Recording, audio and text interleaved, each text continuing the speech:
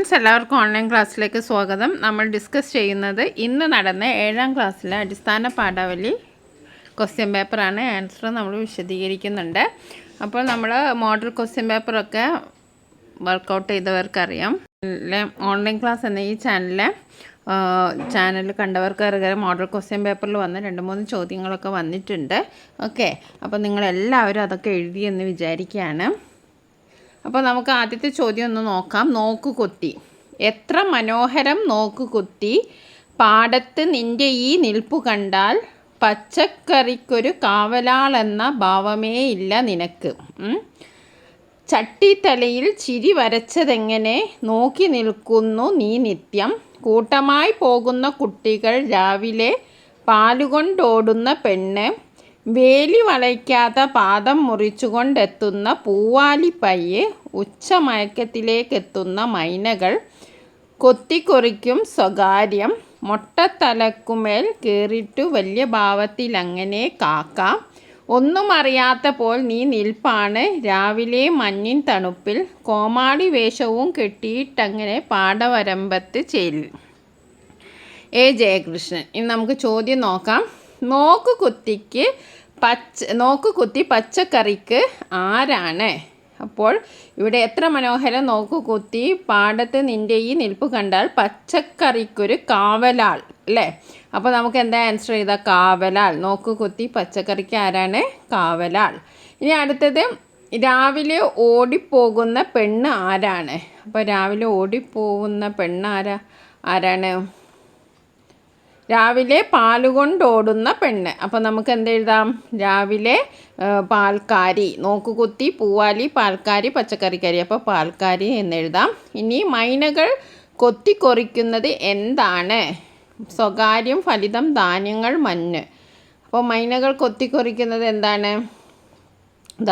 ഉച്ചമയക്കത്തിലെത്തുന്ന മൈനകൾ കൊത്തിക്കൊറിക്കും സ്വകാര്യം. എന്താണ് കൊത്തിക്കൊറിക്കുന്നത്? സ്വകാര്യം. ഇനി 4ാമത്തെ ചോദ്യം. ഗൗരവമില്ലാതെ നോക്കിക്കുത്തി ചിരിക്കുന്നതിൻ്റെ കാരണം? ചലനമില്ലാത്ത നോക്കുകുത്തി ആയതുകൊണ്ട്, മൈനകളെ കണ്ടതുകൊണ്ട്, കോമാളി വേഷം കെട്ടിയതുകൊണ്ട്, പാടം കടന്നു പശു വന്നതുകൊണ്ട്. അപ്പം ഗൗരവമില്ലാതെ നോക്കുകുത്തി ചിരിക്കുന്നത്, അല്ലേ? അത് നമുക്ക് ഇവിടെ നോക്കാം. പൊട്ടത്തല നീ നിൽപ്പാണ് ഒന്നും അറിയാത്ത മനെ, കോമാളി വേഷവും കെട്ടിയിട്ടങ്ങനെ പാടവരമ്പത്ത് ചേലിൽ. 3ാമത്തെ ഓപ്ഷൻ ഏതാ? കോമാളി വേഷം കെട്ടിയത് കൊണ്ട്. ഇനി അടുത്തത്, രാവിലെ മഞ്ഞിൻ തണുപ്പിൽ നിന്നത് ആരാണ്? കാക്ക, മൈന, നോക്കുകുത്തി, പയ്യ്. രാവിലെ മഞ്ഞിൻ തണുപ്പിൽ നിന്നത് ആരാണ്? ഒന്നും അറിയാത്ത പോലെ നീ നിൽപ്പാണ് രാവിലെ മഞ്ഞിൻ തണുപ്പിൽ, കോമാളി വേഷവും കെട്ടിയിട്ടങ്ങനെ പാടവരമ്പത്ത്. ആരാണ്? നോക്കുകുത്തിയാണ് അതിൻ്റെ ആൻസർ, അല്ലേ? ഇനി അടുത്തത് വാഗ്മയ ചിത്രമാണ്. അകലെ വെള്ളിമേഘങ്ങൾ ഓമനിക്കുന്ന നെല്ലിയാമ്പതി മലനിരകൾ, താഴെ പച്ചപരവതാനി വിരിച്ച നെൽപ്പാടങ്ങൾക്ക് കാവലെന്നോണം തല ഉയർത്തി നിൽക്കുന്ന കേരവൃക്ഷങ്ങൾ, മനസ്സും ശരീരവും ഒരുപോലെ തഴുകി നീങ്ങുന്ന തണുത്ത കാറ്റും, അരുവികളും കൈത്തോടുകളും ഇല്ലിവേലി കെട്ടിയ ചെറുകുടിലുകളും, പ്രകൃതി ഭംഗിയാൽ സമ്പന്നമായ പാലക്കാടൻ ഗ്രാമകാഴ്ച. ഒരു ഗ്രാമത്തിൻ്റെ മനോഹരമായ വർണ്ണചിത്രം നിങ്ങളുടെ മനസ്സിൽ തെളിഞ്ഞില്ല. അപ്പോൾ പാലക്കാടൻ ഗ്രാമങ്ങൾ നമുക്കൊന്ന് പോയി വന്ന പോലെയാണ് ഇതൊന്ന് വായിച്ചാൽ നമ്മളുടെ മനസ്സിലേക്ക് വരുന്നത്. അങ്ങനെയുള്ള ചിത്രങ്ങളെയാണ് നമ്മൾ വാഗ്മയ ചിത്രം അല്ലെങ്കിൽ വർണ്ണചിത്രം എന്ന് പറയുന്നത്. അതേപോലെ തന്നെ ഗ്രാമത്തിൻ്റെ മനോഹരമായ വർണ്ണചിത്രം നിങ്ങളുടെ മനസ്സിൽ തെളിഞ്ഞില്ലേ? മുമ്പ് എപ്പോഴോ നിങ്ങൾ ആസ്വദിച്ച ഗ്രാമത്തിൻ്റെ വാഗ്മയ ചിത്രം തയ്യാറാക്കുക. ഇനി അടുത്തത്, വിണ്ണിൻ വെളിപ്പാട് ചോന്നതെപ്പോൾ, മണ്ണിൽ പുതുമണം പൊങ്ങിയപ്പോൾ, കഞ്ഞി നൽകേണ്ട മുഴുതപ്പോൾ, ഉണ്ണിക്കതിരോൻ്റെ പൊന്നുക പാടേറ്റപ്പോൾ. അതിൻ്റെ ആൻസർ എന്താണ്? ഉണ്ണിക്കതിരോൻ്റെ പൊന്നുക പാടേറ്റപ്പോൾ. അപ്പോൾ നമുക്കൊരു ഗ്രാമത്തിൻ്റെ വാഗ്മയ ചിത്രം നോക്കാം. വാഴാലിക്കാവിലെ ആൽമരച്ചോട്ടിൽ എത്ര നേരം ഇരുന്നു എന്ന് എനിക്കറിയില്ല. നിളയുടെയും തീരത്തെ പ്രകൃതി കനിഞ്ഞ് അനുഗ്രഹിച്ച വള്ളുവനാട് ഗ്രാമഭംഗി. തിരികെ പോരുമ്പോൾ കണ്ണിനും മനസ്സിനും പുതിയൊരു ഉണർവും ഉന്മേഷവും പാതയുമായി തരും വാഴാലിക്കാവ്. ഒരു വശം കാട്, മറുവശം നിളാനദി. നടുവിലായി പച്ച വിരിച്ച വയലിന് നടുവിലായി ഒരു ആൽമരവും അതിനോട് ചേർന്ന് ഒരു കൂത്തുമാടവും. ഒരു ചിത്രത്തിൽ വരച്ചിട്ട് പോലെ കളങ്കമേശാത്ത ഗ്രാമ സൗന്ദര്യം തുളുമ്പുന്ന ഗ്രാമം. അപ്പോൾ ഇതേപോലെ നിങ്ങൾ ഏതെങ്കിലും ഇതൊരു മാതൃകയാണ്, നിങ്ങൾ നിങ്ങളുടേതായിട്ടുള്ള രീതിയിൽ എഴുതുക. ഓക്കെ, ഇനി നമുക്ക് അടുത്തത് ഇത് നമ്മൾ ഡിസ്കസ് ചെയ്ത് തന്നെയാണ് വിവരണം. പൂതൻതിറ നാടൻ ചുവട് വെച്ചുള്ള നൃത്തരൂപമാണ്. പാലക്കാട്, മലപ്പുറം ജില്ലകളിലാണ് പൂതൻതിറ പ്രചാരത്തിലുള്ളത്. ഈ അനുഷ്ഠാന കലാരൂപം കെട്ടിയാടുന്നത് വണ്ണാൻ സമുദായക്കാരാണ്. മകരക്കൊയ്ത്ത് കഴിഞ്ഞുള്ള വേലവരവുമായി ബന്ധപ്പെട്ടതാണ് തിറ പൂതൻ കെട്ടിയാടുന്നത്. ചെണ്ടയിലത്താളം തുടങ്ങിയ വാദ്യോപകരണങ്ങൾ പൂതൻതിറയ്ക്ക് അകമ്പടി ഉണ്ടാകും. ഒരു നാടൻ കലാരൂപത്തെക്കുറിച്ച് വായിച്ചില്ലേ? നിങ്ങളുടെ നാട്ടിലുള്ള ഏതെങ്കിലും നാടൻ കലാരൂപത്തെക്കുറിച്ച് വിവരണം തയ്യാറാക്കുക. ഉത്തര കേരളത്തിൽ വിശേഷിച്ചും കണ്ണൂർ, കാസർഗോഡ് ജില്ലയിൽ പ്രചാരത്തിലുള്ള ഒരു അനുഷ്ഠാന നർത്തന കലയാണ് തെയ്യം. ദൈവം എന്ന പദത്തിൽ നിന്നാണ് തെയ്യം എന്ന വാക്കുണ്ടായത്. തെയ്യത്തിൻ്റെ സാഹിത്യ രൂപമാണ് തോറ്റംപാട്ട്. ഒരാൾ തെയ്യത്തിൻ്റെ കോലം കെട്ടിക്കഴിഞ്ഞാൽ ആ ആളെ ദൈവമായിട്ടാണ് സങ്കല്പിക്കുന്നത്. ദേവതകൾ, മരിച്ചുപോയ കാരണവന്മാർ, വീരപുരുഷന്മാർ തുടങ്ങി പല കോലങ്ങളിലും കെട്ടിയാടുന്നു. ദേവീ ദേവന്മാരുടെയോ വീരപുരുഷന്മാരുടെയോ പ്രതിഷ്ഠയുള്ള കാവുകളിലാണ് തെയ്യമാടുന്നത്. 400-ൽ പരം തെയ്യങ്ങൾ ഉള്ളതായി പറയുന്നുണ്ടെങ്കിലും 100ഓളം തെയ്യങ്ങളുടെ വേഷങ്ങളാണ് കൂടുതലായും കെട്ടിയാടാറുള്ളത്. കവുങ്ങിൻ പാള കൊണ്ടോ മരം കൊണ്ടോ ഉണ്ടാക്കിയ മുഖംമൂടിയും കുരുത്തോല കൊണ്ട് പ്രത്യേക രീതിയിൽ വളച്ചുണ്ടാക്കിയ ഉടയും തെയ്യത്തിൻ്റെ വേഷത്തിലെ പ്രധാന ഘടകമാണ്. മനയോല, ചായല്യം, കരിമഷി, മഞ്ഞൾപ്പൊടി, അരിമാവ് എന്നിവ ഉപയോഗിച്ചുള്ള മുഖത്തൊഴുത്തും പതിവുണ്ട്. വാദ്യോപകരണങ്ങളിൽ പ്രധാനം ചെണ്ടയാണ്. ചേങ്ങില, തകിൽ, ഇലത്താളം, കുറുങ്കുഴൽ എന്നിവയും ഉപയോഗിക്കാറുണ്ട്.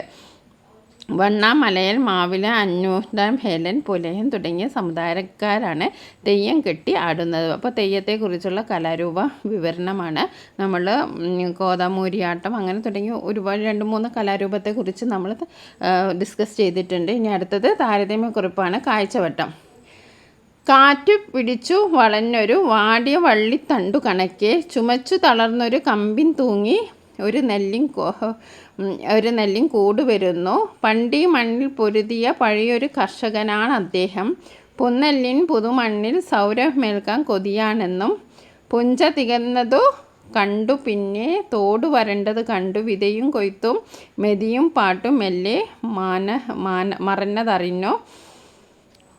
കെടുതി കാഴ്ചകൾ കണ്ടൊരു മണ്ണിൽ ഇരുട്ട് നിറഞ്ഞു കരഞ്ഞു. ശ്രീകുമാർ എസ്. ഈ കവിതയിലെ ആശയവും ഗ്രാമശ്രീ എന്ന കവിതയിലെ ആശയവും താരതമ്യം ചെയ്ത് കുറിപ്പ് തയ്യാറാക്കുക. അപ്പോൾ ഗ്രാമശ്രീ എന്നതിലുള്ള ആശയം നമുക്കറിയാം. എന്താണ്? ഗ്രാമത്തിൻ്റെ വിശുദ്ധിയും ലാളിത്യവും മങ്ങാത്ത ശുഭാപ്തി വിശ്വാസവും, അതായത് കൃഷിയുടെയും കാർഷിക വൃത്തിയുടെയും പെരുമ വിളിച്ചോതുന്നതാണ് ഗ്രാമശ്രീ എന്ന കവിത. കൃഷിയുടെയും കാർഷിക വൃത്തിയുടെയും പെരുമ വിളിച്ചോതുന്നതാണ് ഗ്രാമശ്രീ എന്ന കവിത. അതായത് കൃഷി എന്ന കലാസൃഷ്ടിയാണ്. അപ്പോൾ വയലേലകളിൽ പ്രഭാതം മുതൽ ഞാറ് നടുന്ന ഗ്രാമീണ സ്ത്രീകളാണ് കുറിച്ചുള്ള ഒരു കവിതയാണ് ഗ്രാമശ്രീകൾ. കൃഷിയുടെ മഹാത്മ്യത്തെക്കുറിച്ചാണ് ഇതിൽ പറയുന്നത്. അതേസമയം ഈ ഒരു കവിതയിൽ നമ്മൾ എന്താണ് വായിക്കുന്നത്? ഈ കവിതയിൽ കാണുന്നത് മങ്ങിയ കൃഷിക്കാഴ്ചകളാണ് അല്ലേ? തോട് വരണ്ടത് കണ്ടു. വിതയും കൊയ്ത്തും മെതിയും പാട്ടുകളും എല്ലാം മറഞ്ഞു. കെടുതി കാഴ്ചകൾ കണ്ടൊരു കണ്ണിൽ ഇരുള് നിറഞ്ഞു കനത്തു. അതായത് കൃഷി അപ്രത്യക്ഷമായ ഒരു കാഴ്ചയാണ് ഇതിൽ പറയുന്നത്. ഓക്കെ.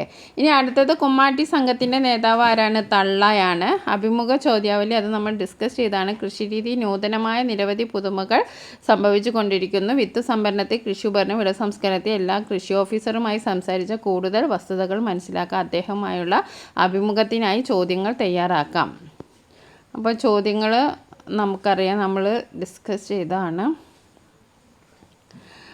താങ്കൾ ഏത് വിളകളിലാണ് കൂടുതൽ ശ്രദ്ധ കേന്ദ്രീകരിച്ചിരിക്കുന്നത്? താങ്കൾ അനുഭവിച്ച പ്രത്യേകിച്ച് പ്രതിഫലദായകമോ വെല്ലുവിളിയോ നിറഞ്ഞ ഒരു സീസണിനെ കുറിച്ച് പറയാമോ? ഉപഭോക്താക്കൾക്ക് നിങ്ങളുടെ ഉൽപ്പന്നങ്ങളുടെ ഗുണനിലവാരവും സുരക്ഷിതത്വവും എങ്ങനെ ഉറപ്പാക്കും? പ്രാദേശിക സമൂഹത്തിലെ സമ്പദ് വ്യവസ്ഥയിലെ എന്ത് പങ്കാണ് താങ്കൾ വഹിക്കുന്നത്? കൃഷി ഒരു കരിയർ ആരംഭിക്കാൻ താല്പര്യമുള്ള ഒരാൾക്ക് നിങ്ങൾ എന്ത് ഉപദേശം നൽകും? ഇനി നമുക്ക് അടുത്ത ലാസ്റ്റ് ചോദ്യം നോക്കാം. കുറിപ്പ് തയ്യാറാക്കാനാണ്. അമേരിക്കൻ പ്രസിഡൻ്റായിരുന്ന ജോർജ് വാഷിങ്ടൺ ഒരിക്കൽ ഇങ്ങനെ അഭിപ്രായപ്പെട്ടു: മനുഷ്യൻ്റെ ഏറ്റവും ആരോഗ്യപ്രദവും ശ്രേഷ്ഠവുമായ തൊഴിലാണ് കൃഷി. ഈ വരികളിലെ ആശയം വിശകലനം ചെയ്ത് കുറിപ്പ് തയ്യാറാക്കുക. അപ്പോൾ കൃഷിയോടനുബന്ധിച്ച് ഒരുപാട് കുറിപ്പ് നമ്മൾ തയ്യാറാക്കിയിട്ടുണ്ട്. നിങ്ങൾ കഴിഞ്ഞ വീഡിയോസൊക്കെ നോക്കിയാൽ നിങ്ങൾക്ക് മനസ്സിലാവും. അതേപോലെ തന്നെ വിത്തുമുട ഉപയോഗിക്കുന്നത് എന്തിനാണ് വിത്തുമുട ഉപയോഗിക്കുന്നത്? വിത്തുകൾ ശേഖരിക്കുന്നതിനാണ്, അതായത് ഉണക്കിയെടുത്ത വിത്തുകൾ സൂക്ഷിക്കുന്നതിനാണ്. ഇനി നമുക്ക് നമുക്ക് കൃഷിയുമായി ബന്ധപ്പെട്ട ഒരു ചെറിയ ഒരു കുറിപ്പ് നോക്കാം. നാം കഴിക്കുന്ന ആഹാരം കാർഷിക പ്രവർത്തനങ്ങളുടെ ഫലമായി വിയർപ്പിൽ അധ്വാനിക്കുന്ന കർഷകരുടെ സമ്മാനമാണെന്ന് പറയുന്നത് തെറ്റില്ല. രാജ്യത്തിൻ്റെ മൊത്തം ആഭ്യന്തര ഉൽപ്പാദനത്തിലും ദേശീയ വരുമാനത്തിലും പ്രധാന സംഭാവന നൽകുന്ന ഒന്നാണ് കാർഷിക മേഖല. നമ്മുടെ സമൂഹം പ്രധാനമായും ആശ്രയിക്കുന്നത് കാർഷിക മേഖലയെയാണ്. ഒരു കാര്യം നാം ഓർക്കണം, നമ്മുടെ സമൂഹത്തെ സമ്പദ് വ്യവസ്ഥയുടെ പ്രധാന മേഖലകളിലൊന്ന് കാർഷിക മേഖലയാണ്. ആയിരക്കണക്കിന് വർഷങ്ങളായി ഇത് തുടരുന്നു. കാലക്രമേണ കാർഷിക മേഖല വികസിക്കുകയും സമ്പദ് വ്യവസ്ഥയ്ക്ക് ആക്കം കൂട്ടുകയും ചെയ്തു. എന്നാൽ ഇന്ന് മറിച്ചൊരവസ്ഥയാണ് നമുക്കുള്ളത്. നമ്മുടെ നാട് ഉപഭോക്തൃ സംസ്ഥാനമായി മാറിയപ്പോൾ കൃഷി സംസ്കാരവും നശിച്ചു. എന്തും വാങ്ങി തിന്നുന്ന ഒരു നാടായി നമ്മുടേത്. നമ്മുടെ രാജ്യം മുഴുവൻ ഭക്ഷണത്തിനായി ആശ്രയിക്കുന്ന ഒരു മേഖലയാണെന്നതിനാൽ ഇതിൻ്റെ വികസനത്തിൻ്റെ മുമ്പ് നിൽക്കേണ്ടത് സർക്കാരാണ്. പക്ഷേ നമ്മൾ അതിൽ പിറകോട്ടാണ് സത്യം നാം അറിഞ്ഞേ മതിയാവൂ. കൃഷിയുമായി സംബന്ധിച്ച ഒരു കുറിപ്പാണ്. അപ്പോൾ ഇത് മനസ്സിൽ വെച്ചുകൊണ്ട് നിങ്ങൾ കുറിപ്പ് തയ്യാറാക്കുക. അതേപോലെ തന്നെ ഇതിൻ്റെ കൃഷിയുടെ പ്രാധാന്യത്തെക്കുറിച്ച് നമ്മൾ ഒരുപാട് വീഡിയോസ് അപ്ലോഡ് ചെയ്തിട്ടുണ്ട്. കഴിഞ്ഞ മോഡൽ ക്വസ്റ്റ്യൻ പേപ്പറിലൊക്കെ ഇതേ ക്വസ്റ്റ്യൻ തന്നെ ഉണ്ടായിരുന്നു. അപ്പോൾ thank you for watching this video.